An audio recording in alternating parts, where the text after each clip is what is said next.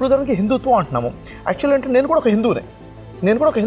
హిందూ అనేది ఒక religious word కాదు అసలు కదా.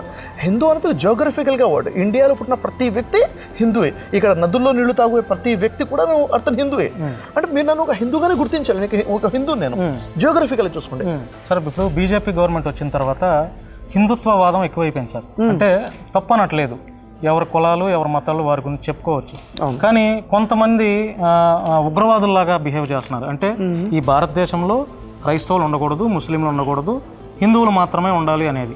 అంటే హిందువుల్లో కూడా చాలా మంది మంచి వాళ్ళు ఉన్నారు. కొంతమంది చేసే ఆ వ్యాఖ్యల పట్ల మీరే అట్లా ఫీల్? ఒక విషయం చెప్తానండి. ఇక్కడ ఎప్పుడైతే ఒక చెడు గురించి మనం మాట్లాడతామో చెడు హైలైట్ అవుతుంది. మనం ఏమవుతుందంటే ఎక్కడైనా కానీ, ఎక్కడ మీడియాలో అయినా ఎక్కడైనా కానీ కొంచెం చెడు ఉంటే దాని గురించి మాట్లాడతాం, అదే చూపిస్తున్నాం కాబట్టి అదే ఎక్కువగా ఉన్న ఫీలింగ్ వస్తుంది. యాక్చువల్ పాజిటివిటీ 99% ఉంది. పాజిటివ్ వ్యక్తులు ఉన్నారు కాబట్టి ఈ పాజిటివ్ గురించి మనం మాట్లాడుకోవాలి. స్పిరిచువల్గా రిలీజియస్ ప్రకారంగా చూసుకుంటే ఇక్కడ ఉన్న మేము హిందువులు అని చెప్పుకునే వాళ్ళు ఎవరున్నా వీళ్ళు యాక్చువల్గా వైదికులు అనమాట. అంటే వేదాలని గ్రంథాలుగా నమ్ముకొని వాటి ప్రకారంగా జీవితం గడుపుతాము అన్న ఆలోచన. భగవద్గీత ఉంది. భగవద్గీత అంటే ఏంటి సార్ అర్థమవడం చెప్తాను. ఇప్పుడు మన యొక్క రామాయణంలో లక్ష్మణుల వారు ఒక గీత గీసేసి సీతాదేవికి చెప్పడం జరుగుతుంది. ఈ గీత దాటి రాబాకండి అని చెప్తారు. అవునా?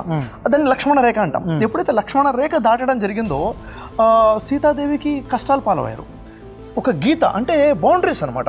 మరి ఇక్కడ అది లక్ష్మణ రేఖ, ఇది భగవద్గీత కదా.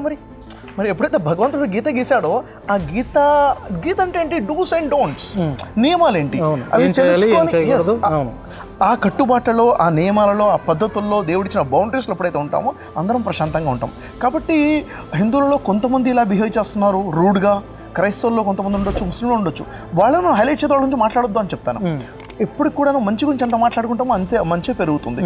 సో సనాతన ధర్మమైనా కానీ ఏదైతే సనాతన ధర్మం చెప్పుకున్నాం అంటే వైదిక ధర్మం ఏదైతుందో వైదిక ధర్మం చెప్తుంది సర్వజనం సుఖినో భవంతు, అందరూ కూడా సుఖంగా ఉండాలని చెప్పేసి.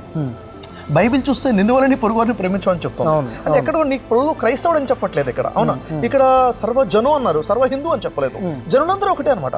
అది ఖురాన్ని చూసుకుని మానవులు నీ కోసం ఏది ఇష్టపడతావో నీ పక్కన ఉన్న నీ పొరుగువాడి కోసం అదే ఇష్టపడమన్నారు. పొరుగువాడు ఎవడైనా కావచ్చు.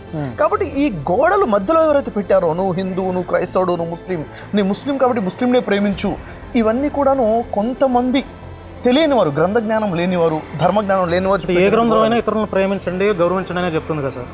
అంతే కదా, అంతే చెప్తుంది, ఏం చెప్పదు సార్. ఇప్పుడు మొన్న మీరు ఫ్లైట్లో రాధా మనోహర్ దాస్తో జర్నీ చేశారు. క్రిస్టియన్స్ని, ముస్లిమ్స్ని, క్రిస్టియన్స్ ఏమో పరాయి ఎడారి మతాలని, ముస్లిమ్స్ ఏమో పాకిస్తాన్ ఉగ్రవాదుల్లాగా ఎక్కువ మాట్లాడుతూ ఉంటాయి. ఆ జర్నీలో మీకు ఏమర్థమైంది సార్ అతని గురించి?